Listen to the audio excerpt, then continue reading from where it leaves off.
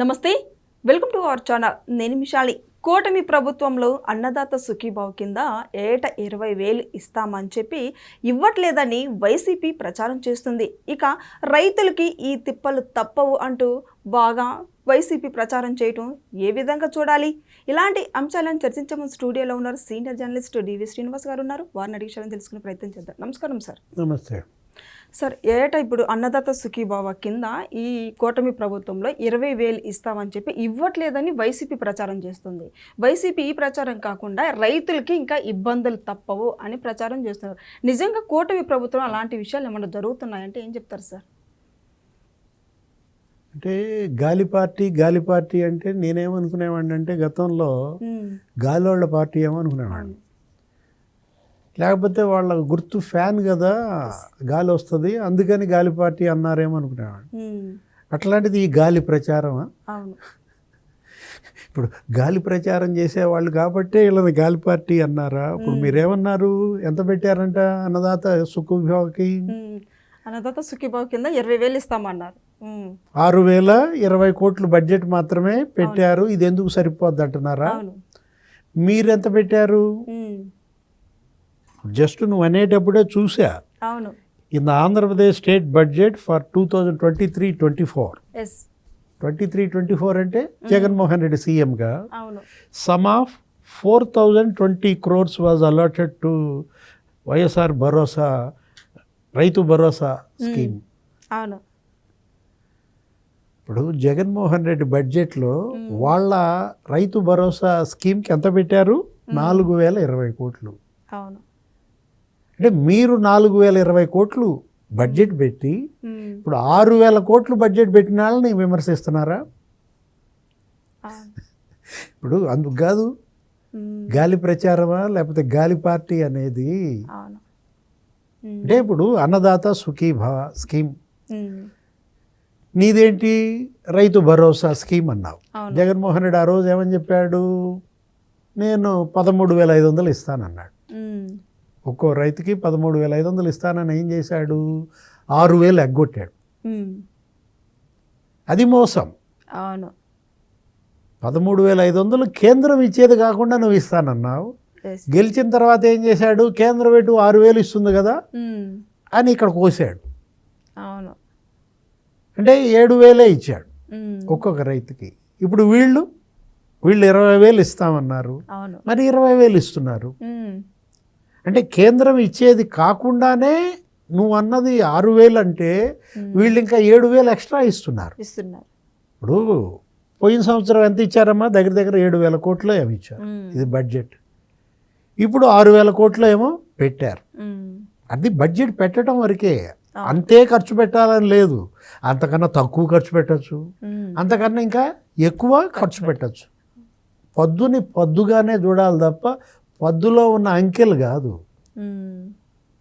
ఇప్పుడు పోయిన సంవత్సరం అచ్చెన్నాయుడు గారు అన్నారు ఏమని, వ్యవసాయ మంత్రి పయ్యావుల కేశవ్ ఆర్థిక మంత్రి పోయిన సంవత్సరం ధరల స్థిరీకరణ నిధికి ఎంత పెట్టారు? బడ్జెట్లో 300 కోట్లు పెట్టారు. కానీ ఎంత ఖర్చు పెట్టారు? 1,200 కోట్లు ఖర్చు పెట్టారు. అంటే జగన్మోహన్ రెడ్డి వాళ్ళని కాలర్ బుచ్చుకుని ప్రశ్నిస్తాడా? మీరు 300 కోట్లే పెట్టారు బడ్జెట్లో, 1,200 కోట్లు రైతులకు ఎందుకు ఇచ్చారు నన్ను అడగకుండా అని నిలదీస్తాడా?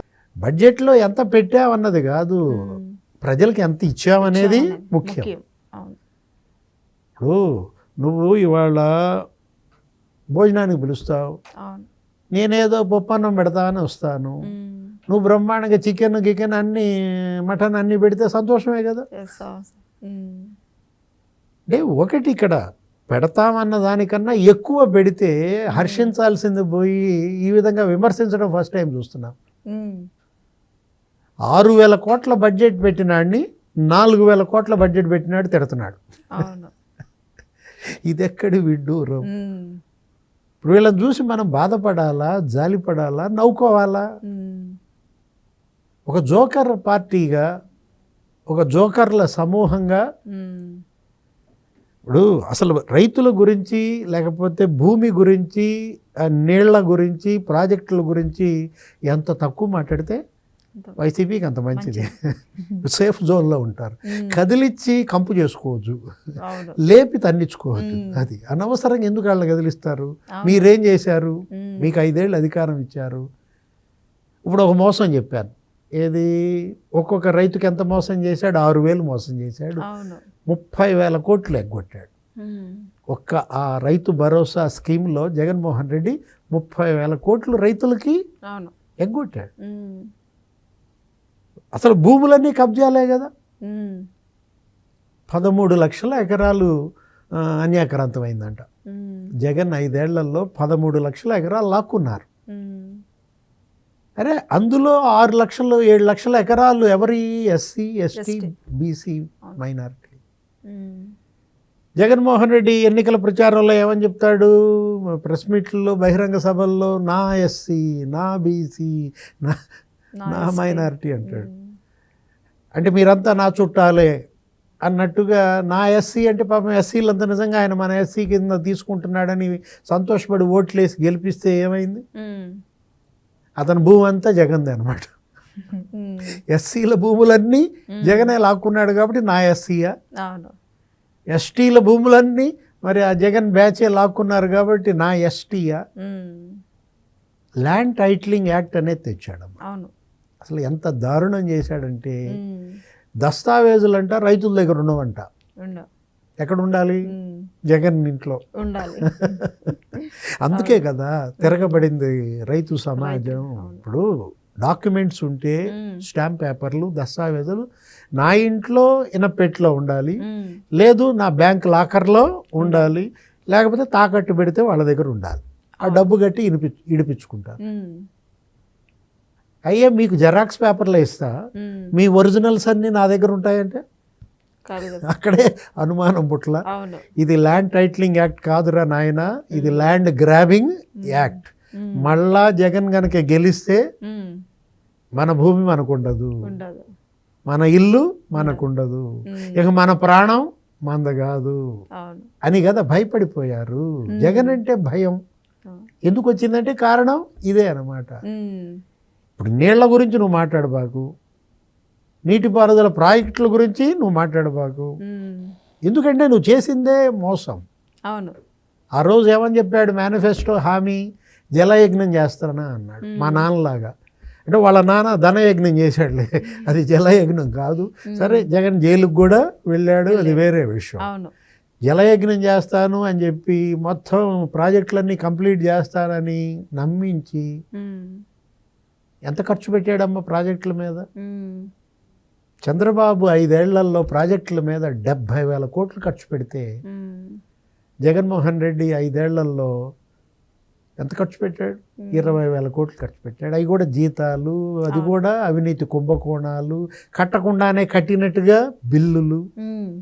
పోలవరం ప్రాజెక్టు చంద్రబాబు 72% కంప్లీట్ చేస్తే జగన్ చేసింది ఎంతో తెలుసా? 3% అట. 3%. 5 ఏళ్ళు పట్టింది. అది 3% పూర్తి చేయడానికి 5 ఏళ్ళు పట్టింది. అది కూడా ముంచి పారేశాడు. ఆ డయాఫ్రమ్ వాల్ కొట్టుకుపోయింది, గైడ్ బండు కుంగిపోయింది. 10,000 కోట్ల నష్టం చేశాడు పోలవరానికి. ఇప్పుడు 20 నెలల్లో నిన్న రామానాయుడు చెప్తున్నాడు 12% కంప్లీట్ చేశారట. అంటే 20 నెలల్లో 12% కంప్లీట్ చేసి రేపు గోదావరి పుష్కరాలు వస్తున్నాయి, పుష్కరాల లోపే పోలవరం కంప్లీట్ చేస్తాం.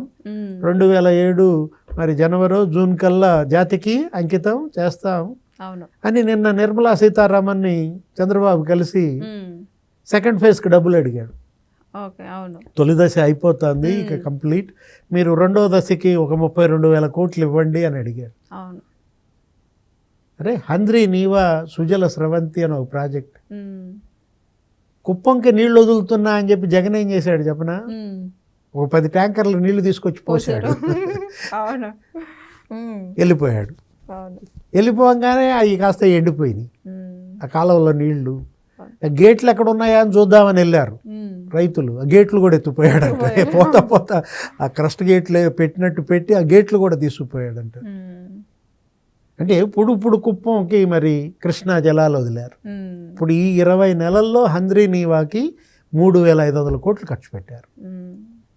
ఈ 20 నెలల్లోనే నీటిపారుదల ప్రాజెక్టుల పైన నీకు దగ్గర దగ్గర మరి 12,000 కోట్లు ఖర్చు పెట్టారు. అవును. పోలవరం మీద 5,000 కోట్లు ఖర్చు పెట్టారమ్మా. ఏది ఈ 20 నెలల్లో ఒక పోలవరం మీదే 5,000 కోట్లు, హంద్రీనీవా మీద 3,500 కోట్లు. వెలుగొండ ప్రాజెక్టు కథ చెప్పమంటావా?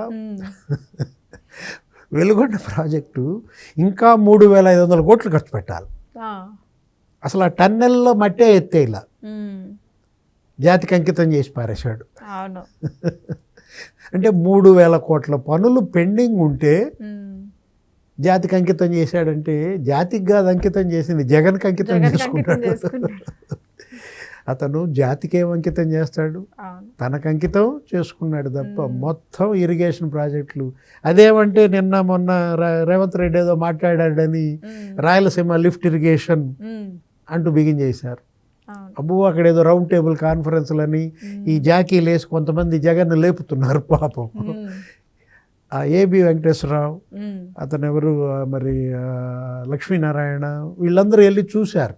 నల్లమోతు చక్రవర్తి, ఏంటి రాయలసీమ లిఫ్ట్ ఇరిగేషన్, జగన్మోహన్ రెడ్డి నిజంగా అంత కట్టాడా అని వెళ్తే అక్కడ లిఫ్ట్ లేదు, ఇరిగేషన్ లేదు, అక్కడ గొయ్యి ఉందంట. ఒక పెద్ద గొయ్యి తవ్వాడంట. ఇది అదే రాయలసీమ లిఫ్ట్ ఇరిగేషన్. దానికి 1000 కోట్లు పెద్దిరెడ్డి ఖాతాలో వేశారంట. అంటే జగన్మోహన్ రెడ్డి 1000 కోట్లు ఖర్చు పెట్టి తవ్వింది గొయ్యి అనమాట.